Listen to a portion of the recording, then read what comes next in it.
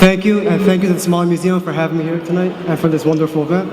My name is Omar Fateh, and I'm here to speak to the audience, specifically the young men, about the importance of education, family, and preserving our culture. My father, Mahmoud Ahmed Fateh, was born in Somalia 75 years ago, in a time when our people had an abundance of wealth, but a shortage of birth certificates. His birthday has never been confirmed, and growing up he would jokingly tell us that it was because he was born in a bush. So in 1963, he was offered the opportunity to take a test to attend the university in America on a full scholarship. Out of many applicants, he was one of just 10 selected, and he was placed at Montana State University to study civil engineering.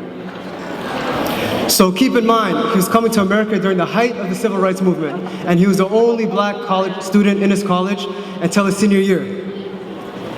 Growing up, he shared countless stories with me and my siblings about the racism and prejudice that he endured, and how he chose to remain patient and complete his studies rather than fighting back or quitting.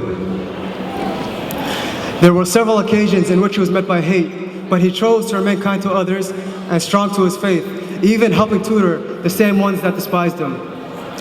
Many of the students that came to the university with a bias towards him ended up developing an admiration for him. And that's because of how he carried himself as a man, a Muslim man.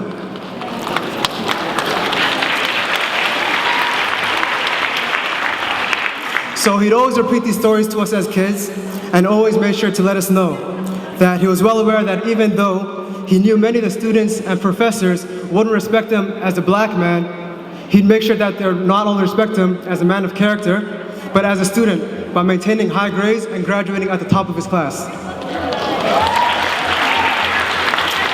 So although I always remembered and carried these stories with me, I never fully respected or understood his trials until I was much older. Throughout middle and high school, I was never a serious student. Like many youth in the city, I also was a troubled child. I was constantly skipping classes, I never did my homework, and I barely graduated high school.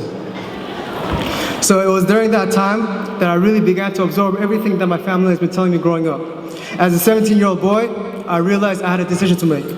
I could fulfill my purpose in our new country, the reason why my parents came here in the first place, to get an education and later a career, or I can continue my reckless ways with bad company. So it was then that I decided to choose the first option and enrolled in community college that fall. I went on to transfer to George Mason University to earn my bachelor's, and just last year I earned my master's in public administration.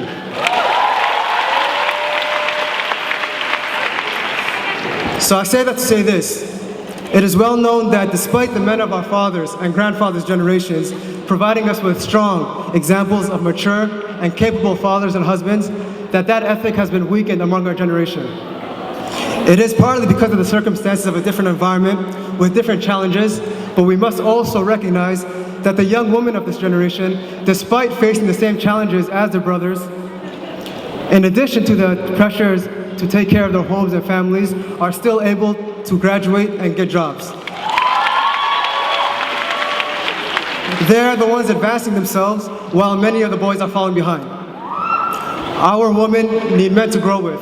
Our community has enough boys. We need more men. So to the young men in the audience tonight, work on yourselves first and build a future here. Whether it's earning a college degree or developing a skill, it is time for us men to step it up and do our part. Finally, I'd like to conclude by saying this. We are one of the more successful communities in the state, but we also face a lot of challenges. How the media portrays our people, about a handful of individuals, does not represent the thousands of hard-working individuals in our state. We are entrepreneurs and we are politically engaged, but we need to have more positive visibility in the state. We need to stand out in a positive way, and it is up to us to change the narrative by showing the beauty of our culture and displaying our strengths. We Somalis have a saying, "Mel kamuko makamakno," stand out or remain absent. Thank you.